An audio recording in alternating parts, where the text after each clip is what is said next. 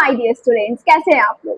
तो I guess बच्चे आप लोग भी अच्छे होंगे, पढ़ाई भी अच्छी चल रही होगी। एंड आई थिंक कि जो मैंने कल तक इवन आज जो मॉर्निंग तक लेक्चर भेजा हुआ है आपको, वो सारे के सारे आपने देख लिए होंगे, है ना। हाँ, और भाई कल तो बहुत सारे बच्चे मैसेज भी कर रहे थे कि मैम हम पीवाईक्यूज भी मोस्ट ऑफ द इस चैप्टर के हमने लगा लिए हैं। तो भाई कांग्रेचुलेशन, ये तो बहुत ही पॉजिटिव बात है कि आपको लेक्चर देख के उसका एप्लीकेशन करना आ रहा है, तो दैट इज गुड स्टूडेंट्स। चलो भाई, आज का जो लेक्चर है ये आपका पढ़ाने वाली हूँ मैं क्या, that is your radial probability distribution function.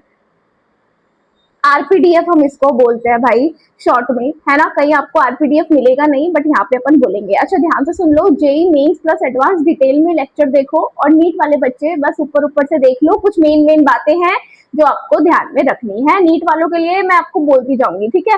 तो भाई नीट वाले बच्चे ना इस लेक्चर को आई थिंक 1.5x पे देख लो फटाफट से। ये लगभग आधे घंटे का भी रहा तो 15 मिनट में इसे कंप्लीट करने का ट्राई करो। Don't waste much of your time, ठीक है भाई। जेई मेंस और एडवांस वाले ध्यान से पढ़ लो, इंपॉर्टेंट चीज है आपके लिए, है ना। चलो, क्या है रेडियल प्रोबेबिलिटी डिस्ट्रीब्यूशन फंक्शन। तो बच्चे देखो, सबसे पहले तो सपोज कि ये ना मेरा क्या है, ये मेरी 1s ऑर्बिटल है। बच्चे क्या बनाया है, ये मैंने 1s ऑर्बिटल। अब पिछली क्लास में हमने ना ग्राफ बनाया था आर स्क्वायर आर का वर्सेस आर का। मैंने इस तरीके से आपका ग्राफ बनाया था। क्या बोला था मैंने आपको कि भाई देखो ये ना ऐसे एज यू मूव डाउन तो आपकी जो प्रोबेबिलिटी डेंसिटी है इलेक्ट्रॉन को पाई जाने की वो घट रही है as the radius increases, right. Yes, इसी प्रकार स्टूडेंट्स अगर मैं आपसे कहूँ इसी नॉलेज के हिसाब से, मैंने कहा P1, P2 और P3 ये 3 पॉइंट्स हैं। इन पॉइंट्स पे बताओ radial probability distribution of electron या प्रोबेबिलिटी डेंसिटी ऑफ इलेक्ट्रॉन बताओ कहाँ ज्यादा होगी। तो भाई इस ग्राफ के लिए आप बोलोगे मैम कि P1 बड़ा है P2 से और P2 बड़ा है P3 से। ये हम लास्ट क्लास में ऑलरेडी डिस्कस कर चुके हैं ये सारी बातें। आज क्लास का बच्चा मुद्दा है, पहले मुद्दा समझो प्रॉब्लम क्या है। बच्चा मैंने बोला, मैंने कहा ये बताओ कि सपोज मैंने ये 1, 2 और 3, है ना। क्या बोला मैंने, 1, 2 और 3। मैं ना ये 3 पॉइंट्स ले रही हूँ। एक्चुअली ये पॉइंट्स नहीं है, मैंने बोल दिया कि ये सरफेस 1 है, ये सरफेस 2 है और ये सरफेस 3 है। सरफेस का मतलब समझ रहे हो ना भाई, सरफेस का मतलब ये पूरी की पूरी, ये जो आपका ये है सरफेस 1, ये है सरफेस 2 और ये है सरफेस 3, है ना। इस तरीके से मैं कुछ बात कर रही हूँ अभी इस टाइम, ठीक है। मैम समझ गए। मैंने कहा बताओ अगर मैं बोलूं कि भाई सरफेस 1 पे इलेक्ट्रॉन डेंसिटी प्रोबेबिलिटी ज्यादा होगी कि 2 पे कि सरफेस 3 पे, तो मुद्दा ये पता लगाना है। तो बच्चे ये जो सरफेस वाला जब कंट्रीब्यूशन या बात आ जाती है तो एक्चुअली मैं क्या इमेजिन करती हूँ कि एक स्फीयर है। स्फीयर आपको पता है ना 3D स्ट्रक्चर होता है, 3D स्ट्रक्चर होता है। तो भाई सपोज मैंने एक स्फीयर लिया जिसका रेडियस कितना है r, भाई उसकी जो थिकनेस है उस स्फीयर की दैट इज माय dr। इसकी जो बच्चे थिकनेस मैंने ली है वो क्या ली है, dr। समझ गए बात को। हाँ, तो बच्चे जब मैं सरफेस की बात करूंगी यानी ये S1 S2 की बात करूंगी तो मैं यहाँ पे क्या सोचूंगी, स्फेरिकल सरफेस। क्या सोचना आपको, स्फेरिकल सरफेस।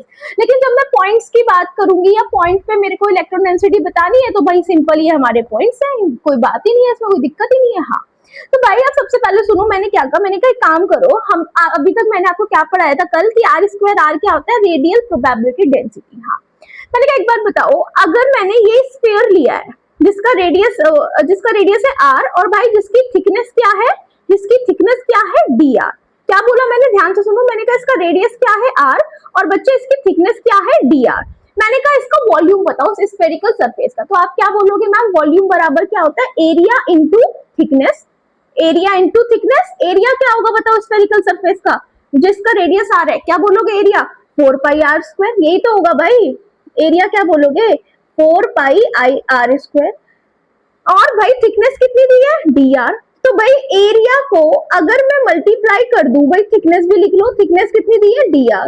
मैंने कहा एरिया इंटू थिकनेस, तो भाई यहीं से तो आपका वॉल्यूम निकल के आ जाएगा। मैथ्स में किया होगा ना ये तो कितनी बार। हाँ, तो भाई वॉल्यूम क्या निकालोगे, देखो ध्यान से सुनो कि volume of spherical surface of thickness dr क्या हो जाएगा बताओ, एरिया मल्टीप्लाइड बाय थिकनेस। तो एरिया मल्टीप्लाइड बाय थिकनेस, ये क्या लिखा है मैंने यहाँ पे, this is my 4 pi r square, 4 pi r square dr। समझ गए बात। हाँ, तो बच्चे ये क्या आ गया, आपका वॉल्यूम आ चुका है। चलो भाई अभी आगे देख लो, आगे क्या बात है कि अच्छा एक बात बताओ। अब मैंने आपको एक बात बताई है, मैंने कहा जो प्रोबेबिलिटी डेंसिटी होती है, कल बताया था ना कि प्रोबेबिलिटी जो डेंसिटी होती है वो बराबर किसके होते हैं, प्रोबेबिलिटी अपॉन में वॉल्यूम के। तो अगर मुझे यहाँ से प्रोबेबिलिटी निकालना है तो क्या बोलोगे मैम, प्रोबेबिलिटी डेंसिटी को मल्टीप्लाई कर दो किससे, एक सेकेंड, हाँ, प्रोबेबिलिटी डेंसिटी को मल्टीप्लाई कर दो किससे, वॉल्यूम से। तो यहाँ से आपका क्या निकल के आ जाएगा, प्रोबेबिलिटी। तो बच्चे एक बात बताओ कि अगर मैं यहाँ से रेडियल प्रोबेबिलिटी बोल दो, है ना, कोई दिक्कत थोड़ी, एंगुलर पार्ट्स को तो मैंने कांस्टेंट माना था, तो रेडियल मानो, मतलब प्रोबेबिलिटी बोल दो या रेडियल प्रोबेबिलिटी बोल दो। तो radial probability in spherical shell कितना हो जाएगा, तो एक बात बताओ कि प्रोबेबिलिटी डेंसिटी कितनी आई है, क्या बोला मैंने, प्रोबेबिलिटी डेंसिटी। तो प्रोबेबिलिटी डेंसिटी कितनी आई थी बताओ,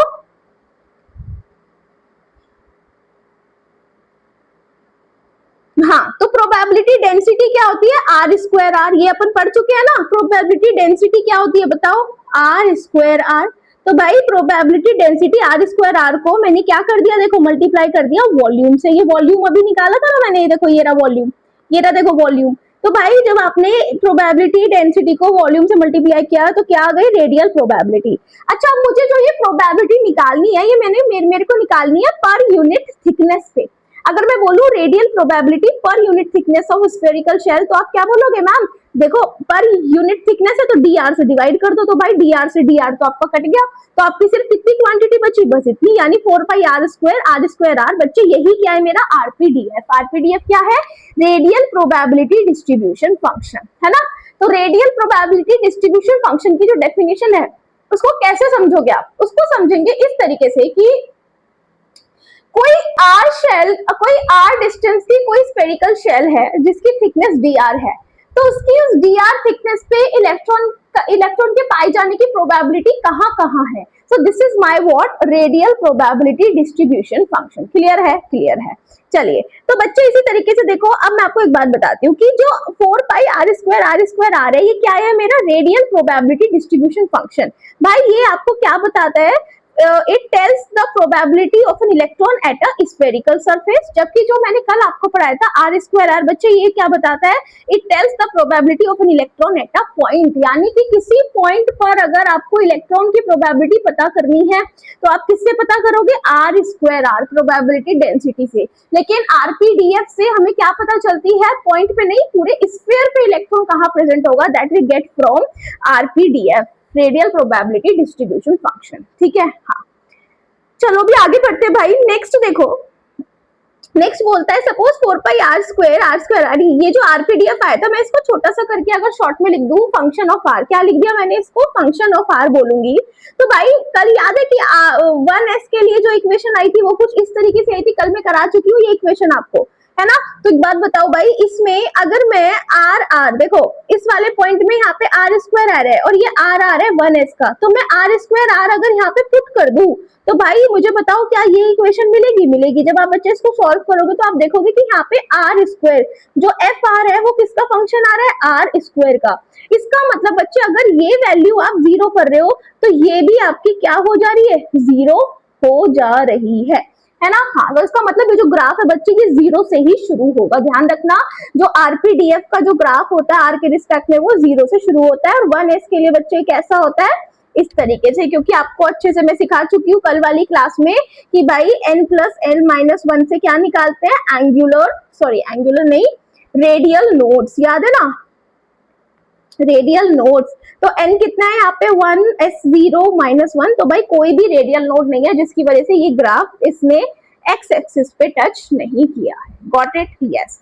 अब स्टूडेंट्स इसी तरीके से अब अगर बात करें किसकी, भाई देखो अब मैं क्या बना रही हूँ, मैंने कहा 1s का ना आपको ग्राफ बनाना है, मतलब क्वेश्चन पहले ध्यान से सुनो, ग्राफ तो बना लिया, क्वेश्चन जो मैंने शुरू में आपसे पूछा था, मैंने कहा बताओ s1 पर इलेक्ट्रॉन प्रोबेबिलिटी ज्यादा होगी कि 2 पे कि s3 पे। तो भाई अब उसका आंसर देखो, अगर मैं ये ग्राफ बनाऊं तो मैं यहाँ पे देखूंगी कि जो आपका S1 है, S1 पॉइंट पे स्टूडेंट्स क्या है कि S1 पॉइंट्स पे बच्चे ये देखो इलेक्ट्रॉन डेंसिटी इतनी है, S2 सरफेस पॉइंट नहीं, सरफेस पे इलेक्ट्रॉन डेंसिटी मैक्सिमम है और S3 पे इलेक्ट्रॉन डेंसिटी यहाँ पे है। यानी कि मैम सबसे पहले S1 पे इलेक्ट्रॉन डेंसिटी कम है, S2 पे उससे ज्यादा है और S2 की S3 से भी ज्यादा है। यानी पहले इलेक्ट्रॉन डेंसिटी बढ़ी, फिर मैक्सिमम हुई और फिर घटी, है ना, क्योंकि H2 की ज्यादा है, तो समझ जाओ। तो भाई यहाँ पे एक पॉइंट आता है कि ऐसा पॉइंट जहां पे इलेक्ट्रॉन डेंसिटी मैक्सिमम है, उस डिस्टेंस को जीरो से जो वो डिस्टेंस आप जो वो मेजर करते हो बच्चे, जो डिस्टेंस आएगा इसी को अपन क्या बोलते हैं, इसी को अपन बोलते हैं आर मैक्स। क्या बोलते हैं? आर मैक्स, मैक्सिमम डिस्टेंस, है ना, मैक्सिमम डिस्टेंस फ्रॉम न्यूक्लियस जहाँ पे इलेक्ट्रॉन की पाए जाने की पॉसिबिलिटी सबसे ज्यादा है। Got it? चलिए अभी आगे बढ़ते हैं भाई। नेक्स्ट वी हैव व्हाट, कि देखो आर मैक्स क्या है, यहाँ लिखा हुआ है distance of maximum probability of an electron. चलो भाई, अब ये कैसे निकालते हो? आर मैक्स निकालने का भी एक फॉर्मूला होता है, क्योंकि देखो यहाँ पे ना आर मैक्स पे क्या होता है, यहाँ पे मैक्सिमा है। क्या है? मैक्सिमा। और मैक्सिमम वहां पे आता है जहाँ पे स्लोप जीरो होती है। तो भाई स्लोप को याद होगा आपको, फिजिक्स में पढ़ते हैं कि स्लोप को अपन दिखाते हैं dy बाई dx से। यानी कि बच्चे आर मैक्स कैसे निकालोगे? जहाँ पे आर मैक्स बराबर dy बाई dx, और वो कितनी होगी? जीरो। एंड दैट इज, आपको क्या करना पड़ेगा, यहाँ पे y क्या लोगे? y पे कौन है? fr। भाई ये fr बोला था ना मैंने शॉर्ट में, तो ये fr का आपको डिफरेंशिएट करना पड़ेगा। स्टूडेंट देखो fr मैंने ये कैलकुलेट किया था, और जब आप इसको डिफरेंशिएट करोगे तो आपको यहाँ से जो एक चीज देखने को मिलेगी, दैट इज कि बच्चे यहाँ पे जो r की वैल्यू आएगी वो a नोट के बराबर आएगी। और a नोट बोहर हमें ऑलरेडी बता चुका है कि a नोट कितना होता है? 0.529। ठीक है, a नोट कितना होता है? 0.529। तो बच्चे बोहर ने तो ये चीज पहले ही बोल दी थी कि भाई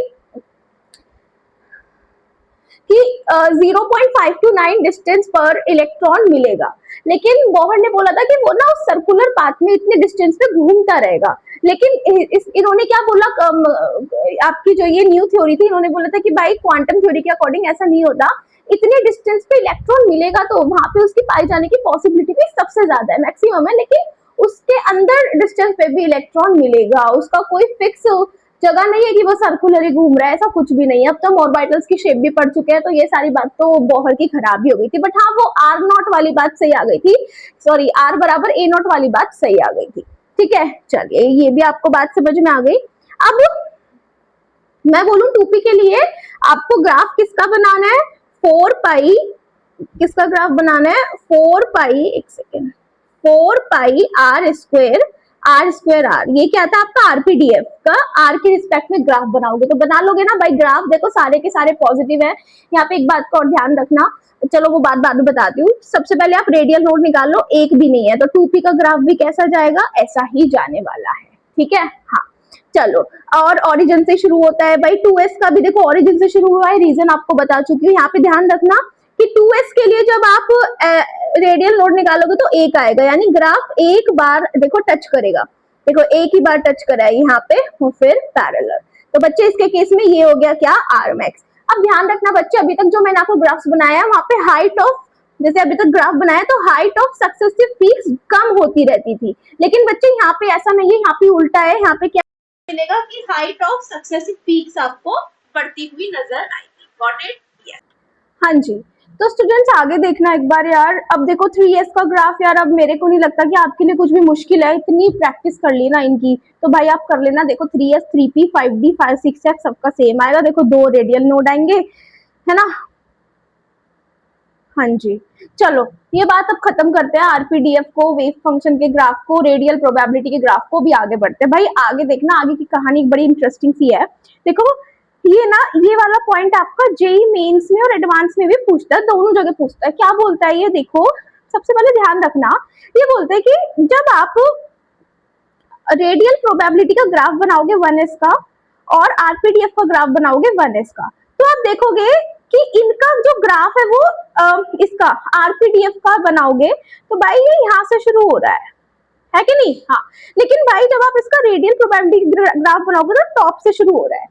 ये कहता है कि भाई देखो ये वाला जो पॉइंट है ना, ये वाला पॉइंट न्यूक्लियस को भी रिप्रेजेंट करता है। तो इसका मतलब ये हुआ कि भाई न्यूक्लियस पे as you move away from the मतलब न्यूक्लियस पे जो इलेक्ट्रॉन डेंसिटी है ना भाई, वो मैक्सिमम है। न्यूक्लियस पे इलेक्ट्रॉन डेंसिटी क्या है स्टूडेंट्स? मैक्सिमम है ना। तो ऐसे कैसे हो सकता है मैम? आप आज तक तो हमने पढ़ा ही नहीं कि न्यूक्लियस पे इलेक्ट्रॉन डेंसिटी है। न्यूक्लियस में तो मैम, न्यूक्लियस के अंदर तो इलेक्ट्रॉन और प्रोटॉन प्रेजेंट होते हैं। Sorry, I am so sorry, my bad. Nucleus के अंदर तो प्रोटॉन और न्यूट्रॉन प्रेजेंट होते हैं। इलेक्ट्रॉन की बात कहाँ से आ गई न्यूक्लियस के अंदर? बच्चे एक्चुअली जो 1s का, सिर्फ 1s के केस में ऐसा होता है कि जो इसका न्यूक्लियस होता है ना, तो जो इलेक्ट्रॉन को हमने क्वांटम के अकॉर्डिंग वेव मान के चीजों को समझा हुआ है, तो इनकी जो इलेक्ट्रॉन की जो वेव है वो न्यूक्लियस तक चली जाती है, और इतनी चली जाती है कि वहां पे उसकी इलेक्ट्रॉन डेंसिटी ऐसा लगता है कि भाई इतने रीजन में मैक्सिमम है। समझ में आई? हाँ, तो इसको ऐसे समझो। तो भाई ये बात बिल्कुल सही है कि प्रोबेबिलिटी डेंसिटी की बात करूं तो भाई प्रोबेबिलिटी डेंसिटी के बात करूं तो न्यूक्लियस पे प्रोबेबिलिटी डेंसिटी इलेक्ट्रॉन की मैक्सिमम नजर आती है। क्या? Probability density. लेकिन बच्चे अगर मैं बोलूं, मैंने कहा प्रोबेबिलिटी निकालो, तो आप क्या कहोगे प्रोबेबिलिटी निकालने के लिए? Probability density multiplied by volume. बच्चे जो न्यूक्लियस होता है, याद है आपको मैंने बोला था कि एक 5 किलोमीटर का एक रेडियस का एक ग्राउंड मेजर करो और उसमें टेनिस बॉल रख दो, तो वो जो टेनिस बॉल है वो न्यूक्लियस को रिप्रेजेंट कर रही है। याद है ना वो वाली बातें? हाँ, तो भाई यहाँ पे जो न्यूक्लियस का समझ सकते हो, अगर टेनिस बॉल न्यूक्लियस है तो उसका वॉल्यूम तो भाई बहुत ही कम है, यानी प्रोबेबिलिटी डेंसिटी इंटू डीवी कर लो। डीवी मतलब बहुत छोटा वॉल्यूम। तो आप किसी बड़ी चीज को या किसी भी चीज को भाई इससे बहुत छोटी चीज से मल्टीप्लाई करोगे तो वो भी तो बहुत छोटी हो जाएगी कि नहीं? मैंने बोला, मैंने कहा 25 को मल्टीप्लाई करो 0.0001 से, तो कितना छोटा हो जाएगा? 25, है ना? हाँ, तो भाई यहाँ पे भी यही सीन है कि अगर मैं बोलूंगी कि न्यूक्लियस पे प्रोबेबिलिटी लगभग 0 मानोगे, न्यूक्लियस पे प्रोबेबिलिटी 0 मानोगे, लेकिन प्रोबेबिलिटी डेंसिटी मैक्सिमम होती है। यही इसका मतलब है कि for S orbital probability density is maximum at nucleus. Probability density बराबर जाई square which is equal to probability per unit volume. Probability बराबर जाई स्क्वायर डीवी। तो nucleus volume is very very less as compared with atom, इसीलिए हम बोलते हैं कि उसकी जो प्रोबेबिलिटी है वो कितनी है? 0 है। तो भाई ये दोनों पॉइंट्स प्लीज यार ध्यान रखना, बहुत इंपॉर्टेंट पॉइंट्स आपको बता रही हूँ, ठीक है? ये कहीं ना कहीं जेई मेंस में आपको स्टेटमेंट वाइज सवाल कहीं ना कहीं दिख जाएगा। Next we have angular nodes and nodal planes. तो बच्चे नोड्स ऐसी जगह होती है जहां पर इलेक्ट्रॉन के पाए जाने की पॉसिबिलिटी 0 होती है। मैंने आपको बताया था ये दो टाइप का होता है, एक तो होता है क्या? एंगुलर नोड्स, और एक होता है बच्चे क्या?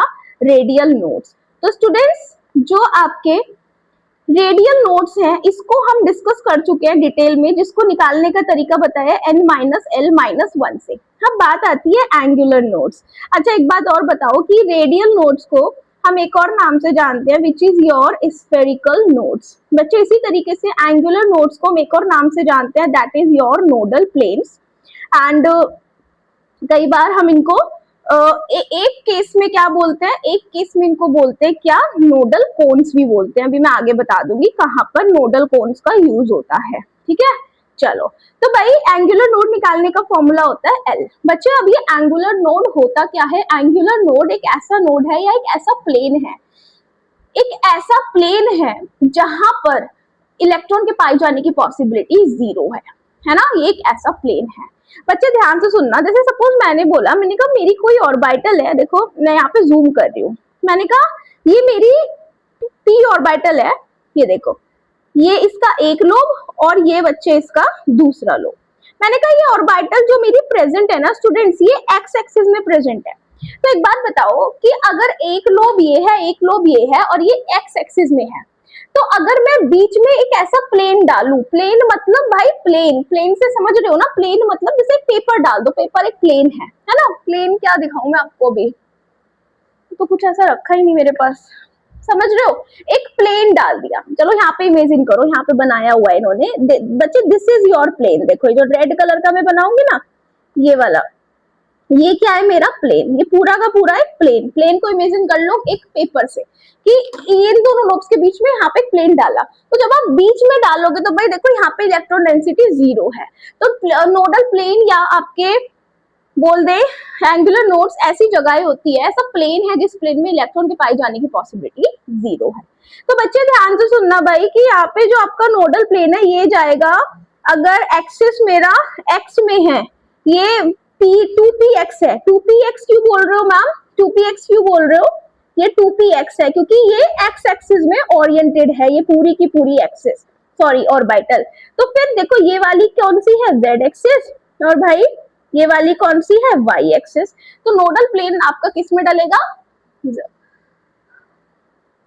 वाई जेड प्लेन में। किसमें डलेगा नोडल प्लेन?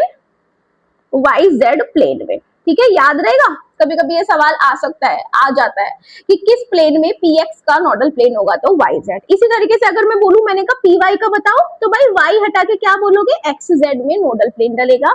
इसी तरीके से बच्चे बोलूं pz में बताओ, तो क्या बोलोगे, z इन एक्सक्लूड कर दो, तो xy will be your nodal plane. Okay, yes. Then we have students d orbitals, है ना, डी ऑर्बिटल्स। देखो ध्यान से सुन लो भाई, डी ऑर्बिटल्स भी मैं पढ़ा चुकी हूँ। तो डी ऑर्बिटल्स में भी 5 होती है डी ऑर्बिटल्स, है ना। कौन कौन सी होती है ये पढ़ा चुकी हूँ ना, d x y, d y z, d z x. भाई ये जो तीनों की तीनों ऑर्बिटल होती है, ये नॉन एक्सियल होती है। कैसी होती है ये? नॉन एक्सियल होती है ना, नॉन एक्सियल। यानी कि भाई ये इस तरीके से एक्सिस के बीच में होती है तीनों। लेकिन जो आपकी एक और है, that is your D Z square और D X square Y square. बच्चे ये कैसी होती है मेरी? एक्सियल होती है, यानी कि ये एक्सिस पर प्रेजेंट होती है। समझ गए बात?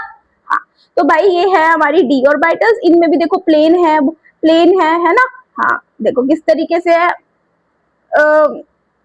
सबसे पहले कैलकुलेट करके देखते। देखो एस ऑर्बिटल में एल की वैल्यू क्या है? 0, तो कोई प्लेन नहीं होगा, क्योंकि नोडल प्लेन क्या होता है बताओ? नोडल प्लेन बराबर होगा एल के। तो यहाँ पे एल ही 0 हो गया। पी ऑर्बिटल में बताओ, पी ऑर्बिटल में एल की वैल्यू क्या होती है? 1 पी के लिए। तो p x, p y, p z में एक एक नोडल प्लेन होंगे, नोडल प्लेन एक एक होंगे। और किस प्लेन में क्या प्लेन होगा भाई, ये मैं बता चुकी हूँ आपको। डी ऑर्बिटल में नोडल प्लेन 2 आएंगे, क्योंकि एल की वैल्यू 2 होती है। ठीक है, चलो ये सारा ना रिमूव कर दो, ओवरराइट जो किया है ना। ये आपकी भाई 5 डी एक्सिस होती है, ठीक है, सॉरी डी ऑर्बिटल्स होती है। अब मैं आपको चलो छोटी सी बात बता दूं, क्यों ही छुड़वाओ यार। देखो डी एक्स वाई में ना जो नोडल प्लेन होता है, that is your x Z और जेड वाई। 2 नोडल प्लेन होते हैं। ये कैसे निकाले? एक ऐसे निकाला करो नोडल प्लेन। इन 3 का बता रही हूँ, बस ध्यान से सुनना, इन 3 का बता रही हूँ। ये ट्रिक इन दोनों पे मत लगा देना, इसका कोई ना आपसे नोडल प्लेन ऐसे नहीं पूछेगा इस लेवल पे। बस आप इन तीनों का नोडल प्लेन देखो कि भाई डी एक्स वाई लिखते समय मैंने यहाँ पे कौन सी एक्सिस नहीं है, जेड नहीं है, तो मैंने एक बार एक्स के साथ जेड लिखा और एक बार वाई के साथ जेड लिखा। अब नाम कैसे दिया मैंने डी ऑर्बिटल्स के? ये d x y d y z. मैंने कहा जेड को रिमूव कर दो, है ना, भूल जाओ कि यहाँ पे z लिखा है, तो क्या बचा? x और y, तो वही इसका नाम हो गया। इसी तरीके से बच्चे ध्यान रखना यार कि यहाँ पे भी सेम केस है कि यहाँ पे क्या नहीं है? x। तो ये इसका जो प्लेन बनेगा वो बनेगा yx और xz। भाई अब x को भूल जाओ तो yz इसका नाम पड़ जाएगा। तो इसके नोडल प्लेन कितने हैं? yx और xz। इसी तरीके से स्टूडेंट्स इसका क्या पड़ेगा? yz और yx। तो ये क्या नाम हो गई? dx zx। ठीक है, तो ये सारे के सारे आपके मैंने क्या बता दिए? Nodal planes. ठीक है, चलो ये जो ओवर राइटिंग हुई है ना, इसको हटा लेते हैं। देखो मैं ना इसको ठीक से लिख दूं क्या? चलो ठीक है, इतनी तो आप लोग समझ भी जाओगे। क्लियर है ना। चलो फिर फटाफट से क्वेश्चन देख लो। तो बच्चे क्वेश्चन आया था जेईई मेन 2026 में, क्या बोलते हैं? ये ऑर्बिटल दिया है और ये रेडियल नोड और नोडल प्लेन दिया है। तो 2s में बताओ कितने रेडियल और नोडल प्लेन है? तो भाई 2s में रेडियल नोड कैसे निकालते हैं बताओ जल्दी से। रेडियल नोड का क्या फॉर्मूला है? n minus L minus 1। और एंगुलर नोड्स का या नोडल प्लेन एक ही बात है, दैट इज l। तो भाई 2s की अगर बात करें तो n की वैल्यू कितनी है? 2 और l की वैल्यू है 0। तो ये तो आ गए 2 माइनस 0 माइनस 1 1। एंड भाई ये कितना आ गया? एंगुलर नोड्स ये आ गए 0। तो भाई रेडियल नोड्स आएंगे 1 1। तो ये एक तो इसमें है एक इसमें, और no nodal plane, nodal plane एक भी नहीं है, तो एक आ जाएगा 4। तो स्टूडेंट्स इसको काट दो, अब इन तीनों में से एक हो सकता है। उसके बाद वो बोल रहा है क्या? 3s के लिए। तो भाई 3s की भी सेम सी कुछ बात है। कैसे निकालोगे 3s के लिए? तो n की वैल्यू 3 है, s की वैल्यू 0 है, सॉरी l की वैल्यू क्या है आपकी? 0 है। तो n माइनस एल माइनस 1 बराबर 3 माइनस 0 माइनस 1 यानी 2 और l बराबर 0। तो 2,0। तो भाई 2,0 यानी 3 जाएगा, b का 3 जाएगा। तो स्टूडेंट ये तीनों भी कट गए, so your answer is D. ठीक है, समझ में आया? हाँ, तो भाई चलो चेक करते हैं। तो 2s का आंसर हमने क्या लगाया है 4 एंड 3 सॉरी हाँ 3s का लगाया है 3। चलो तो भाई yes answer is your 4 3 2 1। Next question देखो, ये आया था आपका 26 में, आया था। ये बोल रहा है कि ये वाली आपकी स्फेरिकल नोडल सरफेस है। Figure 1 electron probability density for 2s orbital दिया है एंड बोल रहा है ये वेव फंक्शन है 2s ऑर्बिटल का। बोल रहा है which of the following point in figure 2 most accurately represents the nodal surface as shown in figure 1। तो बच्चे इस नोडल सरफेस को फिगर 2 में कौन सा पॉइंट रिप्रेजेंट कर रहा है, A point, B point, C point कि डी पॉइंट। तो भाई ये तो बता चुकी हूँ ना, क्या बताया था आपने, मैंने ये बताया था कि number of cuts on X axis ही क्या होते हैं मेरे नोड्स, और उनकी वैल्यू कैसे निकालते हैं n-l-1। तो भाई ये बी वाला पॉइंट है, तो आंसर देख लो। तो yes correct answer is b. Got it? Yes.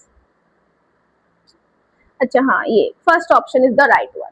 चलिए आगे बढ़ते हैं। बोलते हैं number of radial node for 3p orbital. 3p orbital के लिए रेडियल नोड। तो भाई रेडियल नोड किस तरीके से निकालते हैं बताओ, अब तो याद हो गया होगा n-l-1। यहाँ पे n की वैल्यू है 3p, l की वैल्यू क्या है 1, तो 3 - 1 - 1 तो बराबर 1। तो भाई आंसर आ गया मेरा 1। चलो चेक करते हैं। Yes students correct answer is 1। ठीक है चलो नेक्स्ट क्वेश्चन देखते हैं। The number of correct statements from the following कि फॉर 1s ऑर्बिटल the probability density is maximum at the nucleus. अभी बढ़ा के हटी हूं मैं आपको, है ना। ये शायद 2023 में आया था कि 1s ऑर्बिटल के केस में जो प्रोबेबिलिटी डेंसिटी है वो मैक्सिमम है न्यूक्लियस पे। बताया था ना कि इलेक्ट्रॉन की जो वेव होती है, बच्चे क्या बोला था कि जो इलेक्ट्रॉन की वेव होती है वो न्यूक्लियस तक आते आते ऐसा लगता है कि यहाँ पे मैक्सिमम हो गई। So yes, this is my correct. For 2s orbital, the probability density first increases to maximum and then decreases sharply to 0. तो भाई अगर मैं ऊपर की सारी बात भी इग्नोर मार दूं, मैं सिर्फ इतना भी देखूं कि decreases sharply to 0, तो भाई ऐसी तो हमने आज तक कोई ग्राफ नहीं बनाया 2s का ऊपर से शुरू होगा कि जो कि इस पे जाके टच कर गया हो। हमने हमेशा ग्राफ कैसा बनाया है इस तरीके से, यानी इनफाइनाइट पे जाती है चीजें, जीरो तो कुछ भी नहीं होता है ना, समझ गए ना। हाँ तो ये बात भी ये आपकी गलत हो गई। सी कहता है boundary surface diagrams of the orbital encloses a region of 100% probability of finding the electron by 100%, नहीं नियरली 90% पढ़ाया हुआ है ये भी, तो ये भी गलत है। P and D orbitals have 1 and 2 angular nodes respectively. हाँ तो पी और डी के लिए मैं कहूँ कि चलो यार एंगुलर नोड निकाल लो। तो कैसे निकालोगे, एंगुलर नोड क्या होता है भाई, एंगुलर नोड होता है एल। तो एल की वैल्यू पी के लिए 1 है, डी के लिए 2 है। हाँ तो ये तो बिल्कुल सही है, 1 और 2 एंगुलर नोड्स हैं रिस्पेक्टिवली, बिल्कुल सही है। Probability density of p orbital is 0 eight the nucleus. हाँ भाई ये बात भी बिल्कुल सही है, क्योंकि p ऑर्बिटल का जो ग्राफ है वो बिल्कुल ओरिजिन से शुरू होता है और ओरिजिन न्यूक्लियस को रिप्रेजेंट करता है। यानी कि मैम यहाँ पे भाई इस तरीके से देखो ग्राफ स्टार्ट होता है इसका, है ना। ये 2p का है 3p का है तो फिर उस अकॉर्डिंग नोड्स वगैरह भी आएंगे। तो हाँ कि p ऑर्बिटल की जो इलेक्ट्रॉन डेंसिटी है वो न्यूक्लियस पे 0 है, फिर बढ़ती है ऐसे। तो हाँ भाई ये वाली पॉइंट भी आपका सही है। तो मेरा आंसर जाएगा ए, डी और ई। अच्छा बोल रहा है कितनी स्टेटमेंट करेक्ट है, तो भाई 3 स्टेटमेंट करेक्ट है। यस स्टूडेंट, तो answer is 3। I hope you are getting, है ना। चलिए now next question we have the wave function xi of 2s orbital is given by. ठीक है ये 2s ऑर्बिटल का वेव फंक्शन दिया है। ये बोल रहा है जब r बराबर r नोट हो रहा है तो रेडियल नोट 0 हो रहा है, उस समय पे रेडियल नोट बन रहा है, सॉरी उस समय पे एक रेडियल नोट मिल रहा है। तो बता रहे हैं r नोट और a नोट क्या एक रिलेशनशिप जनरेट करिए। तो भाई ये तो आपको आ गया होगा कि अगर कहीं पे नोड जनरेट हो रहा है यानी कि वहां पे xi स्क्वायर की वैल्यू क्या हो जा रही हो 0, वहां पे इलेक्ट्रॉन के पाए जाने की जो पॉसिबिलिटी है वो क्या है 0। तो भाई आप ना पहले इस पूरी की पूरी इक्वेशन का स्क्वायर करो, वहां से xi स्क्वायर जनरेट होगा। किस तरीके से चलो करके दिखाती हूँ। देखो xi स्क्वायर 2s बराबर 1/2 √ 2 पाई 1/a0 1/2 एंड 2 - r/a0 e की पावर -r/2a0। भाई इसमें क्या करो, इस पूरी इक्वेशन को कर दो क्या स्क्वायर, और उन्होंने बोला है r बराबर r0 पे रेडियल नोड मिल रहा है, यानी कि उस पे ये तो 0 हो जाएगा। तो 1/2 √ 2 पाई 1/a0 ये स्क्वायर करना पड़ेगा ना आपको। तो ये पूरा का पूरा स्क्वायर ही हो जाएगी ये वैल्यू, 1/2 का होल स्क्वायर। ये 2 माइनस आर बन गया r naught by a naught, और ई की power minus are naught upon 2 A naught. और बच्चे इस पूरे का भी हो गया क्या, स्क्वायर। स्टूडेंट्स अब आप इसको सॉल्व करना। नेक्स्ट पेज पे देखती हूँ कि भाई ये पूरी की पूरी तो हो गई 0, तो यहाँ पे जो मेरे पास अभी बच रहा है that is 2 minus are naught upon A naught E की power minus are naught into 2 upon 2 A naught, है ना। ये 2 अंदर मल्टीप्लाई कर दिया तो 2 से 2 गया, बराबर 0 ही चल रहा है। एक बात बताओ, 2 minus are naught upon A naught, क्या ये पूरी की पूरी ये वैल्यू भी 0 नहीं हो जाएगी इधर भेज दे तो भाई ये भी हो गई 0। बस स्टूडेंट्स आ गया, अब तो कोई दिक्कत ही नहीं। 2 बराबर आर नॉट अपॉन ए नॉट, तो आर नॉट बराबर आ गया ट्वाइस ऑफ ए नॉट। देखो आंसर भी यही है, आर नॉट बराबर ट्वाइस ऑफ ए नॉट। ठीक है, चलो आगे बढ़ते हैं। नेक्स्ट क्वेश्चन है, कहता है the plots of radial distribution function, ये ओके बच्चा आरपीडीएफ की बात कर रहा है, for various orbitals of hydrogen atom against r, ठीक है, वर्सेस आर। बोल रहा है कि 3s ऑर्बिटल के लिए ये ग्राफ जनरेट करो। तो ग्राफ का भी मैं आपको इसकी सारी बात बता चुकी हूँ कि 3s का जो ग्राफ है बच्चे कहाँ से शुरू होगा। ये जो ग्राफ शुरू होगा बताओ जल्दी जल्दी, ये हमारा यहाँ से शुरू होता है। एंड 3s में कितने नोड्स आएंगे, n minus L minus 1, 3 minus 0 minus 1, तो 2 नोड आएंगे। और सक्सेसिव पीक की हाइट भी घटेगी, सॉरी बढ़ेगी आरपीडीएफ के केस में। तो एक बार कट हुआ, भाई इसको काउंट नहीं करते तो ओरिजिन होता है, कभी इसको भी काउंट करने लग जाओ, है ना। एक कट तो ये रहा और दूसरा कट ये रहा और तीसरा कोई कट नहीं जाएगा, है ना भाई। जितने नोड्स आते हैं उससे एक ज्यादा पीक यानी 3 पीक जनरेट होंगे। तो ये थोड़ी बड़ी बनाओ, अब सही है। तो इस तरीके का भाई कोई ग्राफ है, हाँ। तो देखो फोर्थ मेरा आंसर जा रहा है इस तरीके से, तो है ना। और ये क्या बताएगा बताओ, ये बताएगा आर मैक्स। यहाँ से जो यहाँ तक का डिस्टेंस है that is my R max. तो भाई the answer is my for D. ठीक है, चलो स्टूडेंट्स ये कंप्लीट हो गया है। बस अगले क्लास में ज्यादा लंबा नहीं खींचेंगे, अब चैप्टर 15 से 20 मिनट या इतना ही रखेंगे। इलेक्ट्रॉनिक कॉन्फ़िगरेशन और एक्सचेंज एनर्जी समझानी है मेरे को, then I am done with this chapter. फिर अगला चैप्टर स्टार्ट करते हैं।